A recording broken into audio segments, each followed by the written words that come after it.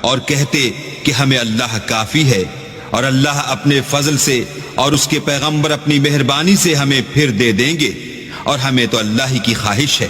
تو ان کے حق میں بہتر ہوتا۔ صدقات یعنی زکوٰۃ و خیرات تو مفلسوں اور محتاجوں اور کارکنان صدقات کا حق ہے، اور ان لوگوں کا جن کی تالیف قلوب منظور ہے، اور غلاموں کے آزاد کرانے میں، اور قرضہ داروں کے قرض ادا کرنے میں، اور اللہ کی راہ میں،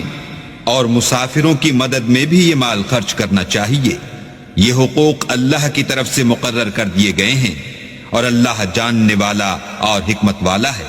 اور ان میں بعض ایسے ہیں جو پیغمبر کو ایذا دیتے ہیں اور کہتے ہیں کہ یہ شخص نرا کان ہے۔ ان سے کہہ دو کہ وہ کان ہی تو ہے تمہاری بھلائی کے لیے،